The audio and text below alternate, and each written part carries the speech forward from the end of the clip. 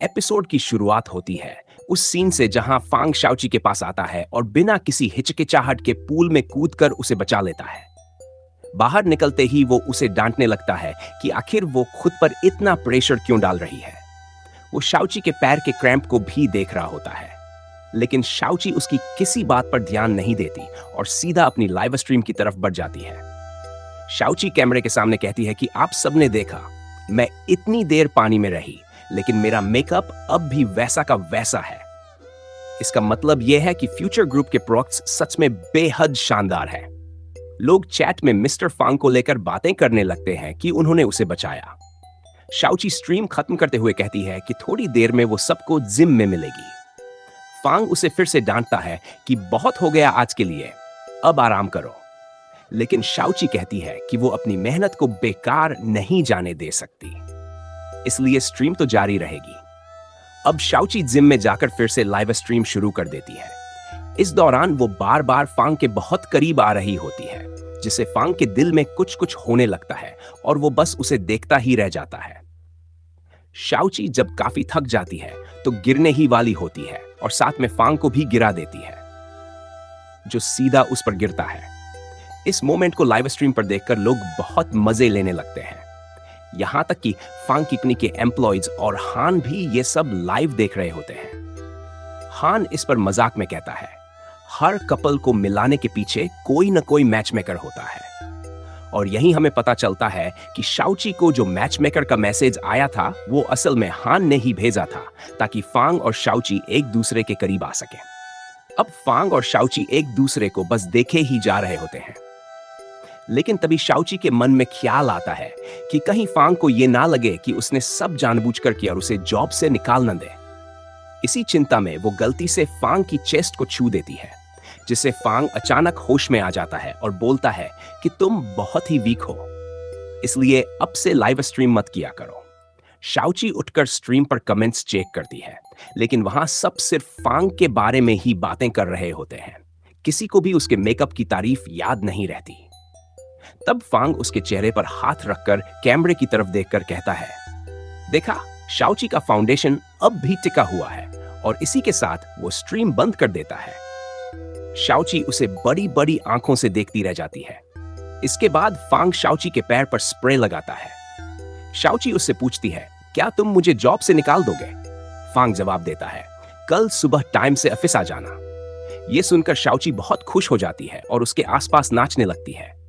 वो फांग की खूब तारीफ करती है, जिस पर फांग भी कहता है, आश्रम ने बहुत मेहनती है, और फिर कहता है, चलो साथ में डिनर करते हैं। अब दोनों साथ में फांग के घर पहुंचते हैं। शाओची कोशिश करती है कि किसी बहाने से वो फांग के घर के अंदर चली जाए। वो कहती है कि घर में कोई नहीं है, मैं अकेले बोर हो जाऊंगी, थोड़ी देर मुझे अपने घर रुकने दो। लेकिन फांग साफ मना कर देता है। तभी वे दोनों देखते हैं कि लिफ्ट से शाओबू और ली आ रहे होते हैं। ली शाओबू से कहता है कि उसका भाई यहीं रहता है, लेकिन वो वर्कहोलिक है, तो मिलने का कोई चांस नहीं है। वो फिर शाओबू को अगली बार साइंस म्यूजियम चलने के लिए कहता है और बोलता है कि जब तुम अपना कंप्यूटर रिपेयर करा लोगी तब हम डिनर पर भी चलेंगे। फिर ली अपने भाई फांग को एक वॉइस नोट भेजता है, जिसमें वो झूठ बोलता है कि उसके पैर में चोट लग गई है और कुछ पैसे भेजने को कहता है। फांग गुस्से में जवाब देता है, तुझे अभी पैसे चाहिए? और फिर सामने आ जाता है, जिससे ली चौंक जाता है। अब सीन कट होता है शाओची के घर पर, जहां फांग ली को पनिश करता है। ली माफी मांगता है और कहता है, मुझे आपको पहले ही बता देना चाहिए था कि मैं रिलेशनशिप में हूं। फांग उसे कहता है कि वो उसके ड्रीम्स को सपोर्ट करता है, क्योंकि वो पेंटर बनना चाहता है, लेकिन बेवजह के रिलेशनशिप में उलझा है। वो पूछता है कि अगर तुम्हारा रिलेशनशिप न होता तो क्या वो तुम्हारी इतनी मदद करती? ली जवाब देता है कि भाई, कम से कम मैं तो अपने रिलेशनशिप को एक्सेप्ट कर रहा हूं। मैंने आपसे ये उम्मीद नहीं की थी कि आप भी। और वो वहां से पेंटिंग करने जाने लगता है, लेकिन फांग उसे रोक लेता है। ली समझ जाता है कि आज वो इतनी आसानी से नहीं बचेगा, तो शाओची से मदद मांगता है। शाओची फांग से कहती है कि उसे थोड़ा प्यार से बात करो। तभी ली पूछता है कि तुमने मुझे पहले क्यों नहीं बताया कि शाओची तुम्हारी फ्रेंड है? कहीं ऐसा तो नहीं कि तुम दोनों? और फिर वो कुछ गेस करने लगता है, जिससे फांग और शाओची दोनों डर जाते हैं कि कहीं इनकी सच्चाई न खुल जाए। लेकिन ली अचानक बात बदल देता है और कहता है, अरे तुम मुझे बताना भूल गई होगी। फांग और शाओची हंसते हुए हाँ में हाँ मिला देते हैं। इसके बाद फांग ली से कहता है, मुझे तुम्हारे रिलेशनशिप से कोई प्रॉब्लम नहीं है, लेकिन आगे से मुझसे झूठ मत बोलना। ली वादा करता है कि अब वो सिर्फ अपनी मां से ही झूठ बोलेगा। इसके बाद ली कहता है, भाई वैसे मैं आज की लाइव स्ट्रीम देख रहा था, क्या कंपनी में कोई प्रॉब्लम चल रही है? फांग उसे झूठ बोलकर कहता है कि चिंता मत करो, ये किसी राइवल का काम है, मैं सब संभाल लूंगा, तुम बस अपनी पेंटिंग पर ध्यान दो। ये सुनकर ली उसे गले लगा लेता है, जिस पर फांग कहता है, मुझे नहीं, जाकर अपनी शाओबू को गले लगाओ। ली शर्माते हुए कहता है, भाई आप भी, हम अभी इतने आगे नहीं बढ़े हैं। दूसरी तरफ शाओबू शाओची से कह रही होती है, तुम दोनों को लाइव स्ट्रीम में बहुत सारे लोगों ने साथ में देखा, सब तुम्हारे बारे में बातें कर रहे हैं, क्या अब फांग का एटीट्यूड तुम्हारे लिए चेंज हो गया है? शाओची थोड़ा अजीब सा मुंह बनाकर कहती है, अभी ऐसा कुछ नहीं हुआ, वो मुझसे अब भी दूर भागता है। लेकिन शाओबू उसे मोटिवेट करते हुए कहती है, कोई बात नहीं, जल्द ही उसे एहसास होगा कि तुम एक रिलायबल इंसान हो, और क्या पता कल कंपनी में तुम्हारा प्रमोशन हो जाए और वो तुम्हें अपनी सेक्रेटरी बना ले। शाओची ये सुनकर काफी खुश हो जाती है। अगली सुबह ऑफिस में जैसे ही फांग शाओची के सामने आता है, वो पूछती है, क्या तुम्हें मुझसे कुछ कहना है? लेकिन फांग उसे सीधा काम थमा देता है। शाओची फिर पूछती है, नहीं, इसके अलावा कुछ और कहना है? फांग जवाब देता है, अपने काम पर ध्यान दो। और इसी के साथ शाओची का प्रमोशन वाला सपना टूटकर बिखर जाता है। इसके बाद शाओची हान के पास जाती है, जो बहुत सैड बैठा होता है। वो पूछती है, क्या हुआ? हान कहता है, मुझे लग रहा है कि मेरी नौकरी जाने वाली है। और इसी बीच हमें दिखाया जाता है कि फांग एक साइड से छुपकर शाओची को देख रहा था और सोच रहा था, ये तो बहुत ही हार्ड वर्किंग है। लेकिन तभी वहां हान आ जाता है और फांग वहां से चला जाता है। हान सोचता है, फांग यहां खड़ा होकर क्या कर रहा था? फिर जैसे ही उसकी नजर शाओची पर जाती है, वो सब समझ जाता है। अगले दिन मीटिंग में शाओची अपनी रिसर्च सभी के सामने पेश करती है। वो बताती है कि उसने कंपनी के प्रोडक्ट्स को टॉप इंटरनेशनल ब्रांड्स के साथ कंपेयर किया है। इन कंपनियों के पास एक सिग्नेचर प्रोडक्ट है, जिसकी वजह से उनके कस्टमर्स उन पर बहुत भरोसा करते हैं। ये प्रोडक्ट्स उनकी हाईटेक टेक्नोलॉजी का नतीजा है। शाओची कहती है कि हमारी कंपनी को भी ऐसा ही एक सिग्नेचर प्रोडक्ट बनाना चाहिए, जो सीधे कस्टमर के दिल में उतर जाए। सभी लोग इस पर चर्चा करने लगते हैं, लेकिन उन्हें लगता है कि अभी जो टेक्नोलॉजी हमारे पास है, उसके हिसाब से ऐसा प्रोडक्ट बनाना काफी मुश्किल है। तभी फांग अनाउंस करता है कि उसने पहले ही इस बारे में सोचा है। वो बताता है कि कंपनी अब एक अलग से R&D डिपार्टमेंट बनाएगी, जहां ऐसी इनोवेटिव टेक्नोलॉजी पर काम होगा, जिससे हम भी सिग्नेचर प्रोडक्ट्स बना पाएंगे। ये सुनकर सभी काफी खुश हो जाते हैं, खासकर शाओची। शाओची के चेहरे पर अलग ही खुशी होती है, क्योंकि उसे लगता है कि R&D डिपार्टमेंट बनने के बाद वहां के रिसर्चर्स कुछ समय में हार्मोन एलिमेंट भी बना लेंगे। इससे उसे बार बार फांग के पीछे हार्मोन्स कलेक्ट करने के लिए नहीं भागना पड़ेगा। और जैसे ही हार्मोन एलिमेंट तैयार होगा, वो उसे लेकर सीधा अपने घर चली जाएगी। उधर हम स्टेप मॉम को देखते हैं। फिर अगली सुबह फांग मिस्टर जो से मिलने का वेट कर रहा होता है, लेकिन तभी मिस्टर जो का असिस्टेंट मैसेज करके बताता है कि वो नहीं आ पाएंगे। इससे फांग को समझ आता है कि मिस्टर जो वाकई में काफी सख्त इंसान है। लेकिन फांग सोचता है कि अगले दिन होने वाली कॉकटेल पार्टी में तो मिस्टर जो जरूर आएंगे, वहां जाकर वो उनसे बात करेगा। फिर हम शाओची को ऑफिस में देखते हैं, जहां 2 एम्प्लॉई उससे पूछती हैं कि क्या मिस्टर फांग तुम्हें कॉकटेल पार्टी में नहीं ले जा रहे? शाओची हैरान हो जाती है, कौन सी पार्टी? लड़कियां बताती हैं और कहती है कि जरूर फांग तुम्हें सरप्राइज देना चाहता होगा। तभी फांग 2 बॉक्स लेकर वहां आ जाता है। ये देखकर लड़कियां चुपचाप वहां से निकल जाती हैं। फांग शाओची को वो बॉक्स देकर कहता है कि इसमें कुछ काम की फाइल्स हैं, इन्हें घर ले जाकर पूरा करना है। बेचारी शाओची छुट्टी के दिन भी ऑफिस का काम लेकर घर बैठी होती है। शाओबू को उसकी हालत देखकर बहुत बुरा लगता है और वो कहती है कि फांग तो बहुत ही मतलबी है, तुम्हें पार्टी में भी नहीं ले जा रहा। तभी शाओबू को एक बॉक्स के अंदर एक खूबसूरत सी ड्रेस और शूज मिलते हैं। साथ में एक नोट भी होता है, कल रात 8 बजे बिल्डिंग के नीचे मिलना। ये देखकर शाओबू खुशी से उछल पड़ती है, लेकिन शाओची को यकीन नहीं होता। वो सोचती है कि जरूर फांग उसे वेटर बनाने के लिए ले जा रहा होगा। उसी समय मिस चाय आ जाती है और ड्रेस व शूज देखकर कहती है कि ये तो बहुत ही एक्सपेंसिव है।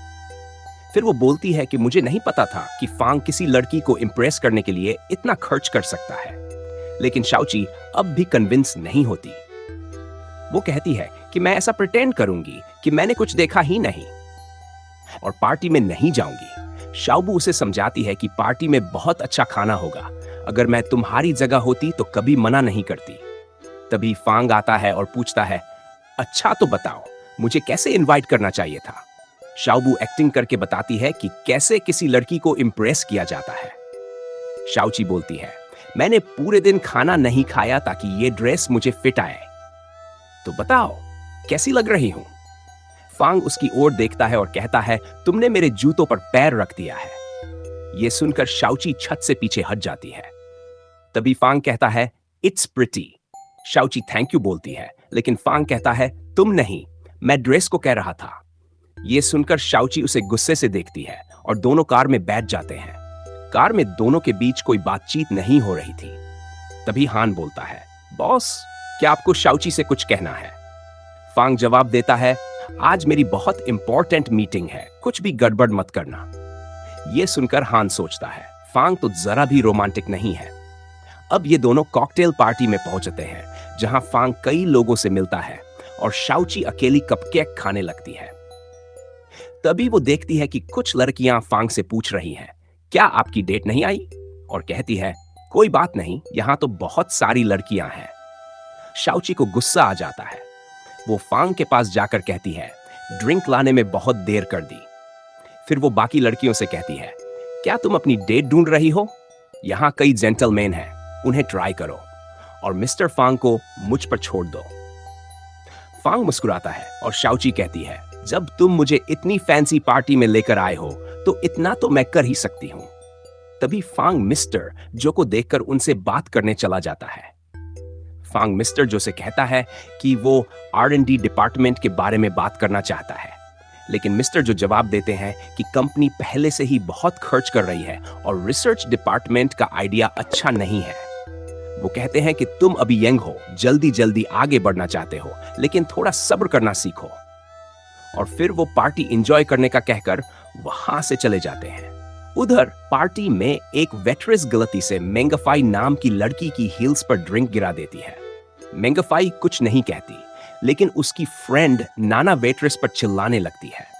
शाओची ये सब दूर से देख रही होती है और आकर कहती है, कुछ लोगों की जुबान कैंची की तरह चलती है। फिर वेट्रेस को जाने का इशारा करती है। नाना गुस्से में बोलती है, तुम कौन हो बीच में बोलने वाली? शाओची जवाब देती है, मैं तुमसे बात थोड़ी कर रही हूं। नाना फिर उसके शूज की तरफ देखकर कहती है कि ये फेक है। शाओची जवाब देती है, भला फांग मुझे फेक हील्स कैसे दे सकता है? फांग का नाम सुनते ही मेंगफाई चौंक जाती है और पूछती है, ये तुम्हें फांग ने दिए हैं? शाओची हाँ में जवाब देती है। फिर नाना पूछती है, भला फांग के साथ तुम्हारा क्या रिश्ता है? शाओची बताती है कि वो उसके असिस्टेंट की कलीग है। नाना ताना मारते हुए कहती है कि इतनी छोटी सी एम्प्लॉई होकर इतने बड़े सपने मत देखो और जरूर ये ड्रेस भी रेंट की होगी। इतना कहकर वो शाओची को हल्का सा धक्का दे देती है। ये देखकर शाओची को गुस्सा आ जाता है और वो उस पर जूस फेंक देती है, जिससे उसे हिचकी आने लगती है। अब नाना सवालों पर सवाल दागने लगती है, भला फांग के साथ तुम्हारा क्या रिश्ता है? तभी गुस्से में नाना उसे धक्का देती है और शाओची गिरने ही वाली होती है, लेकिन तभी एक लड़का आकर उसे थाम लेता है। शाओची उससे पूछती है, क्या हम पहले मिल चुके हैं? लेकिन वो लड़का बिना कुछ बोले वहां से चला जाता है। तभी मेंगफाई को बुलाने कोई आ जाता है और वो नाना को लेकर वहां से चली जाती है। जाते जाते शाओची से बोलती है, नाना की बातों का बुरा मत मानना। अब शाओची फांग को अकेला देखती है और उसके पास जाती है। वो पूछती है, क्या मिस्टर जो मान गए? फांग मना कर देता है। तभी मिस्टर जो स्टेज पर आकर सेरेमनी की बात करने लगते हैं।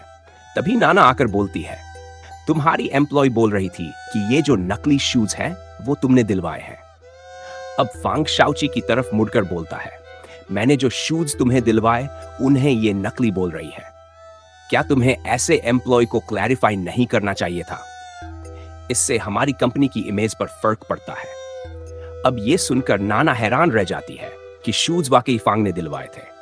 फांग कहता है, अपनी एम्प्लॉय से मैं खुद डील कर लूंगा ना, इसमें बाहर वालों को पढ़ने की जरूरत नहीं है। और इतना बोलते हुए वो शाओची का हाथ पकड़कर वहां से चला जाता है। बाहर जाकर शाओची गुस्से में बोल रही होती है, ये कैसी लड़की है, एम्प्लॉयज को जरा भी रिस्पेक्ट देना नहीं आता। फांग उसे शांत होकर चलने को कहता है, लेकिन तभी शाओची का पैर मुड़ जाता है। फांग उसे साइड में खड़ा करता है और बोलता है, वैसे तो तुम बोलने में काफी अच्छी हो, तो आज अपने लिए स्टैंड क्यों नहीं लिया? शाओची कहती है, मुझे डर था कि कहीं मिस्टर जो और मेगाफाई को ऑफेंड कर दूं। अगर ऐसा हुआ तो वो रिसर्च डिपार्टमेंट खोलने की परमिशन नहीं देंगे। ये सुनकर फांग चुप हो जाता है और कहता है, चलो घर चलते हैं। लेकिन जब वो देखता है कि शाओची चल नहीं पा रही है, तो फांग उसे अपनी गोद में उठा लेता है और सबके सामने बिना परवाह किए वहां से निकल जाता है। सब लोग बस उन्हें ही देख रहे थे। अब हम नाना को देखते हैं, जो किसी से फोन पर बात कर रही थी, लेकिन तभी कोई इनविजिबल फोर्स उसे पानी में धक्का दे देती है। और यह किसका काम है? इसका राज थोड़ी ही देर में खुलने वाला है। अगले दिन शाओची ऑफिस में हान को कॉफी देती है। हान कहता है, आज मिस्टर फांग का मूड बहुत खराब है क्योंकि मिस्टर जो ने रिसर्च डिपार्टमेंट खोलने की परमिशन नहीं दी। तो देखो, कोई भी उल्टी सीधी बात मत कर देना। अब शाओची फांग के रूम में जाती है और चुपचाप कॉफी देकर निकलने लगती है। फांग पूछता है, क्या हुआ? शाओची बोलती है, क्या आपका मूड खराब है क्योंकि मिस्टर जो ने प्रपोजल रिजेक्ट कर दिया? क्या यह मेरी वजह से हुआ? फांग जवाब देता है, काम में रिजेक्शन मिलना नॉर्मल है और इसमें तुम्हारी कोई गलती नहीं है। मैं इस कंपनी का बॉस हूं, जो कुछ भी होता है उसकी जिम्मेदारी मेरी है। यह सुनकर शाओची काफी इंप्रेस हो जाती है। बाद में वो शाओबू से इस बारे में बात करती है और कहती है, वैसे तो फांग को कोई फर्क नहीं पड़ा, लेकिन मुझे बहुत बुरा लग रहा है। कहीं यह सब मेरी वजह से तो नहीं हुआ? क्योंकि मैंने मिस्टर जो के भतीजे की फ्रेंड को ऑफेंड कर दिया था। अब अगले दिन शाओची मिस्टर जो से बात करने के लिए उनके घर एक सफाई वाली बनकर पहुंच जाती है। वहां वो सुनती है कि मिस्टर जो और उनकी वाइफ के बीच किसी बात को लेकर काफी बहस हो रही थी। मिस्टर जो गुस्से में घर छोड़कर चले जाते हैं। मिसेस जो उसे अंदर सफाई के लिए बुला लेती है और कहती है, मैं मिस्टर जो को कॉल करके पूछती हूं कि वो कब आएंगे। तभी वहां फांग भी पहुंच जाता है और शाओची को देखकर हैरान हो जाता है। वो पूछता है, तुम यहां क्या कर रही हो? शाओची कहती है, कुछ नहीं, बस सफाई करने आई थी। और पूछती है, बताओ ये वैक्यूम क्लीनर कैसे चलता है? फांग भी नहीं जानता, लेकिन बोल देता है, रुको मैं दिखाता हूं, और गलती से मशीन चालू कर देता है। अब शाओची उसी से सफाई करवाने लगती है। तभी मिसेस जो वहां आ जाती हैं और दोनों को साथ देखकर पूछती है, क्या तुम दोनों एक दूसरे को जानते हो? फांग कहता है, हाँ, ये पहले मेरे घर पर भी सफाई करती थी। अब मिसेस जो रूम में जाकर मिस्टर जो को कॉल करती है और फांग शाओची दरवाजे के बाहर खड़े होकर उनकी बात सुनते हैं। अब दोनों एक दूसरे के काफी करीब खड़े होते हैं और शाओची कहती है, मुझे लगता है मिस्टर और मिसेस जो के बीच कोई बड़ी गलतफहमी है। वो फांग से पूछती है, क्या उनके हाथ में टोकन ऑफ लव है? फांग कहता है, ये हमारी कंपनी के फर्स्ट जनरेशन का परफ्यूम है जो अब बंद हो चुका है।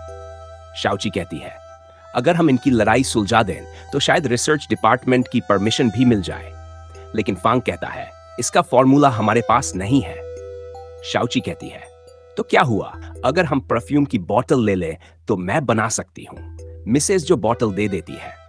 अब हम देखते हैं शाओची उसकी खुशबू से इंग्रेडिएंट पहचानती है और फांग उसकी मदद करता है। एक बार तो वो गलती से परफ्यूम पीने ही वाली होती है, लेकिन फांग उसे रोक लेता है। अब दोनों एक दूसरे के बहुत क्लोज हो जाते हैं, लेकिन होश में आकर फिर से काम में लग जाते हैं। शाओची वैसा ही परफ्यूम बना लेती है। दूसरी तरफ शाओबू साइंस म्यूजियम में सिग्नल भेजने की कोशिश करती है, लेकिन हर बार फेल हो जाती है। वो सोचती है कि उसका सिस्टम ठीक है, फिर भी सिग्नल क्यों नहीं जा रहा। वो बहुत सी दवाइयां लेने लगती है। तभी शाओची आकर उसे रोक देती है। शाओबू कहती है, मुझे लगता है मेरे सिस्टम में वायरस है और मैंने देखा है कि इंसान जब बीमार होते हैं तो टैबलेट लेकर ठीक हो जाते हैं। शाओची हंसकर कहती है, ये तो डाइजेशन की दवाई है। शाओबू कहती है, मेरा सिस्टम तो ठीक है, फिर भी सिग्नल क्यों फेल हो रहा है? शाओची कहती है, कोई बात नहीं, हमारे पास हार्मोन कलेक्टर रिंग है, हम जल्दी ही बहुत से हार्मोन कलेक्ट करेंगे और फिर तुम अपने होम प्लैनेट जा सकोगी। शाओबू सोचती है, जरूर कोई मेरे सिग्नल को ब्लॉक कर रहा है। अब हम देखते हैं जियांग को, जो वही लड़का था जो पार्टी में शाओची को बचाने आया था। असल में जियांग भी शाओची के प्लैनेट का एलियन है। उसी ने जानबूझकर शाओची को सजा से बचाने के लिए मिशन पर भेजा था। फ्लैशबैक में पता चलता है, जब उसकी स्पेसशिप क्रैश हुई तो प्लैनेट वाले उसे वापस बुलाना चाहते थे, लेकिन जियांग सबको रोक देता है और कहता है, इस मिशन को हर हाल में पूरा करना है क्योंकि हार्मोन एलिमेंट हमारे प्लैनेट के लिए बहुत जरूरी है। इसलिए वो शाओची के पीछे पृथ्वी पर आ जाता है। और हाँ, वही है जिसने नाना को पूल में गिराया था। इसके अलावा उसी ने शा को रेस्टरूम तक लाने का प्लान भी बनाया था, जिसे देखकर फांग काफी इंप्रेस हो गया। पर असल में यह सब शाओची ने अपनी सुपर पावर से किया था। अब मिस्टर और मिसेस जो इन दोनों के प्लान के मुताबिक रेस्टरूम पहुंच जाते हैं, लेकिन वहां दोनों एक दूसरे से कुछ बोल नहीं रहे थे और बस एक दूसरे को घूरे जा रहे थे। थोड़ी देर बाद जब ये लोग बात करना शुरू करते हैं तो फिर से झगड़ने लग जाते हैं। इनकी बातें सुनने के लिए शाओची उनकी पास वाली टेबल के पास जाकर छुप जाती है। अब क्योंकि इन दोनों का झगड़ा बढ़ता ही जा रहा था तो फांग को बीच में आकर इन्हें रोकना पड़ता है। मिस्टर जो नाराज होकर जाने लगते हैं, लेकिन तभी शाओची एक बार फिर अपनी पावर का इस्तेमाल करते हुए उन दोनों पर लव वेव फेंकती है। दूसरी तरफ हम शाओबू और ली को देखते हैं, जहां ली उससे पूछता है कि तुमने मुझे आज क्यों बुलाया। शाओबू बताती है कि उसका मूड काफी खराब है। ली कहता है कि तुम बहुत ज्यादा सोचती हो, मुझे देखो, मैं तो कुछ भी नहीं सोचता। लेकिन तभी उसकी मॉम का कॉल आ जाता है और वहां पर ऐसी कोई जगह नहीं थी जहां जाकर वो कॉल रिसीव कर सके, जिससे उसकी हालत और खराब हो जाती है। शाओबू उसे एक शांत सी जगह ले जाती है जहां ली कॉल रिसीव करता है। उसकी मॉम पूछ रही होती है कि वो कहाँ है। तभी साइड से शाओबू अंग्रेजी में बोलने लगती है कि आज रात हमें ये प्रोजेक्ट पूरा करना है। ली बहाना बनाकर कॉल काट देता है। शाओबू पूछती है कि अब तो कॉल रख दिया, फिर भी परेशान क्यों हो? ली कहता है कि उसे अपनी मां से झूठ बोलना अच्छा नहीं लग रहा। ये सुनकर शाओबू बोलती है कि तुम्हारी भी अपनी परेशानियां हैं। फिर ली पूछता है कि चलो मेरी छोड़ो, तुम बताओ तुम्हारा मूड क्यों एफ था? शाओबू मुस्कुराते हुए कहती है कि तुम्हें देखकर मेरा मूड ठीक हो गया। ये सुनकर ली बड़े प्यार से उसके सिर पर हाथ फेरता है और दोनों एक दूसरे को प्यार से देखने लगते हैं। लेकिन तभी शाओबू का बॉडी टेम्परेचर फिर से हाई हो जाता है और वो टर्टल में बदलने वाली होती है। इसलिए वो ली को पानी लेने के बहाने वहां से भेज देती है। ली जैसे ही पीछे मुड़कर देखता है तो शाओबू वहां नहीं होती और उसकी जगह एक टर्टल लेक के अंदर जाते हुए दिखता है, जो कि शाओबू ही थी। इधर फांग शाओची से पूछता है कि क्या तुमने देखा कैसे फूल अचानक खिलने लगे? तो शाओची झूठ बोलती है कि नहीं, मैंने तो ऐसा कुछ भी नहीं देखा, और कुछ और बहाना बना देती है। तभी ये दोनों देखते हैं कि मिस्टर और मिसेस जो अब पूरी तरह से सुलह कर चुके हैं। मिसेस जो बताती हैं कि उन्हें सिर्फ एनिवर्सरी पर एक टोकन ऑफ लव वाला परफ्यूम चाहिए, लेकिन मिस्टर जो को याद नहीं रहा। तभी फांग आकर मिस्टर जो को वो परफ्यूम थमाते हैं जो उन्होंने उसे लाने को कहा था। फिर वो बताता है कि ये सब मिस्टर जो का ही प्लान था। उन्होंने ही रेस्टोरेंट बुक किया और फायरवर्क्स का इंतजाम किया। ये सुनकर मिसेस जो बहुत खुश हो जाती हैं और मिस्टर जो से कहती है कि फांग की मदद करनी चाहिए। मिस्टर जो भी मान जाते हैं और रिसर्च डिपार्टमेंट को सपोर्ट करने के लिए तैयार हो जाते हैं। ये सुनकर फांग और शाओची दोनों बहुत खुश हो जाते हैं। अब क्योंकि शाओची को जोर की भूख लगी थी, इसलिए फांग उसे बाहर फ्राइड चिकन खिलाने ले जाता है। शाओची साथ में फ्रूट वाइन भी पी रही होती है। वो फांग को भी ऑफर करती है, लेकिन वो मना कर देता है। तभी वो पूछने लगता है कि तुम मेरी इतनी मदद क्यों कर रही हो? क्या तुम मुझे पसंद करती हो? शाओची झिझकती है, लेकिन कुछ कहती नहीं। अब फांग कुछ ज्यादा ही बकबक करने लगता है, तो शाओची उसे चुप कराने के लिए जबरदस्ती उसे फ्राइड चिकन खिलाने की कोशिश करती है, जिससे वो अचानक उसके ऊपर गिर जाती है और एक्सीडेंटली दोनों का किस हो जाता है। इसी दौरान फांग के हार्मोन्स शाओची की रिंग में ट्रांसफर हो जाते हैं और शाओची वहीं उसके ऊपर सो जाती है क्योंकि वो नशे में होती है। बेचारा फांग कुछ भी नहीं कर पाता क्योंकि सब कुछ बहुत अचानक होता है। फांग अब शाओची को घर लेकर आता है, जहां मिस चाय दरवाजा खोलती है। फांग उसे शाओची सौंपकर अपने घर चला जाता है। मिस चाय सोचती है कि काश मैं प्रिटेंड कर लेती कि मैं घर पर नहीं हूं। सुबह जब शाओची उठती है तो उसे वो किस वाला मोमेंट याद ही नहीं होता और समझ नहीं आता कि उसने इतने हार्मोन्स कैसे कलेक्ट कर लिए। जब फांग ऑफिस जाता है तो शाओची उससे बिल्कुल नॉर्मल बिहेव करती है, जिससे फांग हैरान रह जाता है। जब शाओची उसके कैबिन में कॉफी देने आती है तो फांग उसे देखकर स्माइल करता है, लेकिन वो सिर्फ जरूरी डॉक्यूमेंट्स देकर चली जाती है। फांग अब अकेले कैबिन में खड़ा सोच रहा होता है कि शाओची उसके साथ ऐसा क्यों बिहेव कर रही है। तभी वहां हान आता है और फांग उसे कहता है कि मेरा एक मेल फ्रेंड है जिसे एक लड़की ने किस किया, लेकिन अब वो लड़की उसे इग्नोर कर रही है। हान समझ जाता है कि फांग खुद की ही बात कर रहा है और ये भी समझ जाता है कि ये फांग की पहली किस थी। वो उसे समझाता है कि आजकल किस करना बहुत नॉर्मल बात है और शायद वो लड़की उसे पसंद करने लगी हो। अब फांग शाओची से कहता है कि कल तक तो तुम्हें फ्राइड चिकन बहुत पसंद था, अब क्यों मना कर रही हो? तुम रोज रोज अपना टेस्ट बदलती हो क्या? शाओची बोलती है, इससे तुम्हें क्या प्रॉब्लम है? मैं कुछ भी खाऊं, वैसे भी मेरे कई फेवरेट फूड है। तो फांग कहता है, नहीं, तुम ऐसा नहीं कर सकती, तुम्हें लॉयल रहना पड़ेगा। लायक ये बोलकर फांग शाओची के पास आता है और पूछता है, आखिर तुम चाहती क्या हो? शाओची तुरंत खुद को संभालती है और बोलती है, मेरे पास बहुत सारा काम है, इसलिए मैं काम पर जा रही हूं। इतना कहकर वो वहां से निकल जाती है, लेकिन जैसे ही दरवाजे तक पहुंचती है अचानक रुकती है और फिर वापस फांग के पास आ जाती है। वो फांग को चेयर पर बैठने के लिए कहती है और अपने बालों को पीछे करने लगती है, ठीक वैसे जैसे हान ने उसे बताया था। बेचारा फांग बस उसे देखते रह जाता है, समझ ही नहीं पाता कि यह सब अचानक क्या हो रहा है। इसके बाद फांग अपने कैबिन से बाहर आता है और हान से पूछता है, शाओची को इतना सारा काम किसने दे दिया? हान बिना सोचे समझे बोल देता है, बॉस आपने ही तो। यह सुनकर फांग कुछ देर के लिए निराश सा शाओची की तरफ देखने लगता है। तो हान उसे छेड़ते हुए कहता है, क्या हुआ बॉस, अब अपने ही डिसीजन पर पछतावा हो रहा है क्या? पर तभी उसे एहसास होता है कि उसने कुछ ज्यादा बोल दिया, तो फौरन बात बदलते हुए कहता है, बॉस आप मीटिंग के लिए रेडी हो जाइए। अब सीन कट होता है और हम शाओची को K1 दिन नाम की कंपनी में देखते हैं, जहां उसे मिस्टर वांग से मिलना था, लेकिन वहां मिस्टर वांग नहीं होते। तभी वहां जियांग आ जाता है। शाओची उसे देखकर बोलती है, अरे तुम यहां, याद है ना हम पार्टी में मिले थे?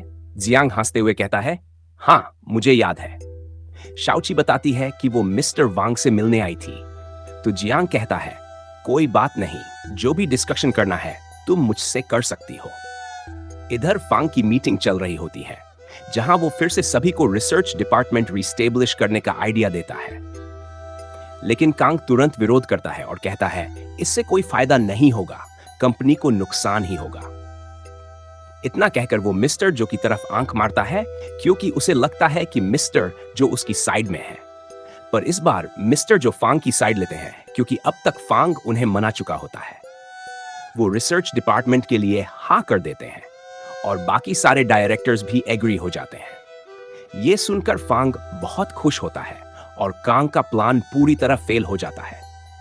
मीटिंग खत्म होने के बाद फांग हान से पूछता है, शाओची अभी तक वापस नहीं आई? हान बताता है, उस कंपनी को मनाना आसान नहीं है। शाओची हर दिन जाकर उनसे मिलने की कोशिश करती है। अब सीन कट होता है और हम देखते हैं कि शाओची जियांग से अपनी कंपनी का प्रपोजल डिस्कस कर रही होती है। बात खत्म होते ही जियांग उसे डिनर के लिए पूछता है, पर शाओची मना कर देती है। लेकिन जैसे ही वो फ्राइड चिकन का नाम लेता है, शाओची झट से मान जाती है। जब शाओची फ्राइड चिकन खाने लगती है तो जियांग मजाक में कहता है, आराम से खाओ, कोई तुमसे छीनने नहीं वाला, और क्या तुम्हारे घर के लिए भी पैक करा दूं? शाओची तुरंत बोलती है, हाँ 3 डिब्बे पैक कर दो। अब वो उसे भी खाने के लिए पूछती है, लेकिन जियांग मना कर देता है। शाओची कहती है, फांग भी फ्राइड चिकन नहीं खाता। जियांग पूछता है, क्या तुम दोनों रिलेशनशिप में हो? ये सुनकर शाओची को खांसी आ जाती है और वो बोलती है, रिलेशनशिप? मजाक मत करो, वो तो बस मुझे रोज तंग करता रहता है। इसी बीच फांग वहां से गुजर रहा होता है और देखता है कि शाओची को खाना लग गया है। तभी शाओची को कॉल करता है। शाओची जियांग को बाय बोलकर वहां से निकल जाती है। फांग गाड़ी से बाहर निकलकर उससे कहता है, सुबह तो तुमने कहा था कि फ्राइड चिकन से बोर हो चुकी हो। तो शाओची बोलती है, हाँ, तो अब मेरा मूड बदल गया है। यह सुनकर फांग शाओची के लिए पैक करवाया गया चिकन एक दूसरी लड़की को दे देता है। शाओची उसे वापस लेने ही वाली होती है, लेकिन फांग उसे उठा लेता है और कहता है, सुनो मेरी बात। शाओची अब खुद सोचने लगती है, क्या मेरी फांग को इग्नोर करने वाली ट्रिक काम कर रही है? लेकिन फिर वो खुद ही जवाब देती है, नहीं, वो तो और ज्यादा गुस्सा हो गया है। अब वो शाओबू से कहती है, अगर फांग अमीर बनना चाहता है तो उसे बॉस को नहीं, अपनी मॉम को पटाना होगा। हर ड्रामा में यही होता है कि जब किसी लड़के की मॉम को उसके अफेयर का पता चलता है तो वो लड़की को पैसे देकर रिश्ता तुड़वाना चाहती है। तभी फांग की स्टेप मॉम वहां आ जाती है और मिस चाय से कहती है, मुझे शाओची से बात करनी है और मैं पूरा रेस्टोरेंट बुक कर रही हूं। मिस चाय कहती है, इतना तो बहुत महंगा पड़ेगा। तो स्टेप मॉम कहती है, कोई बात नहीं। यह सुनकर मिस चाय बहुत खुश हो जाती है, लेकिन शाओबू सोचने लगती है, अब क्या होगा? अब जैसा शाओबू ने बताया था, स्टेप मॉम शाओची को पैसे देने की कोशिश करती है। शाओची कार्ड लौटा देती है और कहती है, मैं फांग को नहीं छोड़ने वाली। तो स्टेप मॉम कहती है, ठीक है, लगता है तुम्हें बहुत ड्रामा देखने का शौक है। अब फांग आता है और कहता है, मुझे पता है आप मुझसे नाराज हैं। ये कहकर वो खुद ही शाओची के हाथ से कॉफी का कप लेकर फेंक देता है। फिर पूछता है, अब आपको कैसा लग रहा है? शाओची कहती है, मुझे तो वो कॉफी पीनी थी। अब फांग डॉक्टर जियांग से मिलने जाता है और सारी बातें बताता है। डॉक्टर कहता है, अगर शाओची ने तुम्हें धोखा दिया होता तो क्या करते? फांग कहता है, मुझे नहीं लगता वो ऐसा करेगी। डॉक्टर कहता है, तो फिर अपनी जजमेंट पर भरोसा करो और शाओची को ऑब्जर्व करो। अगर कोई इंसान अचानक बहुत सारा पैसा पाता है तो वो उसे बेफालतू में खर्च करता है। अब हम देखते हैं कि शाओची जब खुद के लिए एक ड्रेस देखती है तो वो उसे नहीं खरीदती क्योंकि बहुत महंगी होती है।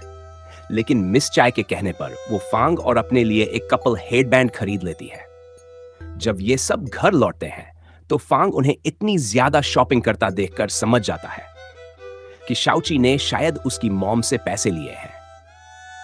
अब वो गुस्से में डॉक्टर जियांग को ये सारी बातें बताता है। तभी उसे शाओची का मैसेज आता है जिसमें लिखा होता है कि सभी लोग कल मिस चाय के कैफे में डिनर के लिए इनवाइटेड हैं। फांग डॉक्टर को भी साथ चलने के लिए कहता है। अगले दिन जब शाओची डिनर की तैयारी कर रही होती है तभी जियांग वहां आ जाता है और पूछता है, क्या मुझे 1 मिनट मिलेगा? मिस चाय दूर से ये सब देख रही होती है। वो शाओची के पास आकर कहती है, मुझे तुम्हारा और फांग का रिलेशन बहुत अच्छा लगता है। अगर तुमने उसे छोड़ा तो।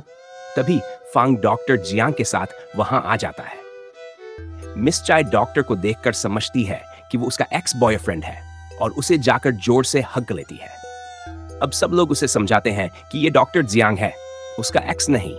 मिस चाय फिर भी उसके बाल खींचकर देखने लगती है और पूछती है, क्या तुमने हेयर ट्रांसप्लांट करवाया है? फिर उसकी गलतफहमी दूर होती है और वो रोते हुए वहां से भाग जाती है। शाओची उसके पीछे जाती है और देखती है कि वो मेकअप ठीक कर रही थी। मिस चाय कहती है, मैंने तुम्हारी बहुत मदद की है, अब तुम्हें मेरी करनी होगी। डिनर में मुझे डॉक्टर जियांग के बगल में बैठना है। शाओची मान जाती है। डिनर के दौरान शाओची बार बार कोशिश करती है कि मिस चाय डॉक्टर जियांग के पास बैठे, लेकिन कभी फांग कभी ली उसका पूरा प्लान बिगाड़ देते हैं। लेकिन जैसे तैसे मिस चाय को डॉक्टर जैंग के पास बैठा दिया जाता है। खाना देखकर डॉक्टर जैंग फांग को मैसेज करता है कि अगर शाओची के पास सच में पैसे होते तो वो हमें इतना बढ़िया खाना खिलाती, न कि ये सिंपल सा। लेकिन उसी वक्त शाओची एकदम महंगा और शानदार खाना लेकर वहां पहुंच जाती है। ये देखकर फांग का पारा चढ़ जाता है और वह ड्रिंक लेने के बहाने गुस्से में वहां से चला जाता है। शाओची भी उसके पीछे पीछे से चली जाती है और कहती है, भला तुम अब भी मुझसे नाराज क्यों हो? इसके बाद वो जबरदस्ती फांग के सिर पर एक हेयर बैंड पहना देती है और उसे एक कार्ड देती है। ये वही कार्ड था जो उसे जोशेशिन ने दिया था। उसमें पहले 1 लाख RMB थे, लेकिन अब उसमें सिर्फ 50,000 RMB बचे हैं, क्योंकि उन्होंने शॉपिंग कर ली थी और ये सारा खाना भी खरीदा। अब वो फांग को बताती है कि ये बचे हुए पैसे रिसर्च डिपार्टमेंट के लिए हैं। साथ ही शाओची ये भी बताती है कि जोशेशिन चाहती थी कि वो फांग की हर बात रिपोर्ट करे।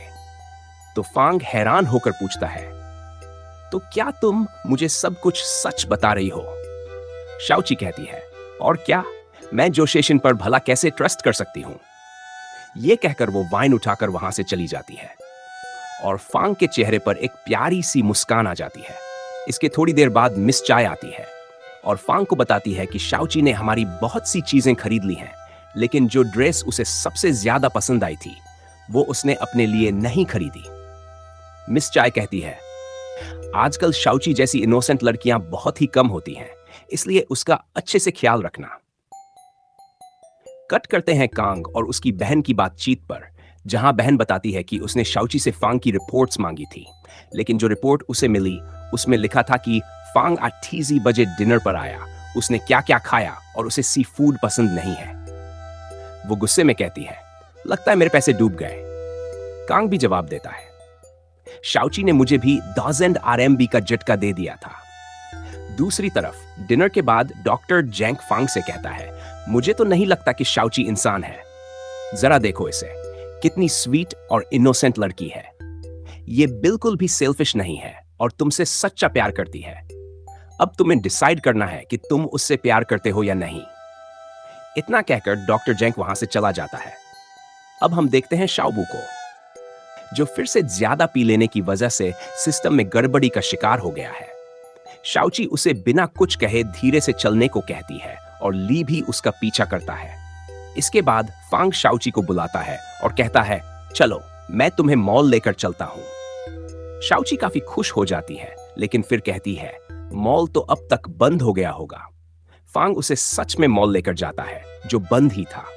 लेकिन जैसे ही फांग तालियां बजाता है, वहां की सारी लाइट्स अपने आप ऑन हो जाती हैं और ये देखकर शाओची उससे बहुत ज्यादा इंप्रेस हो जाती है। और यहीं पर यह एपिसोड खत्म हो जाता है।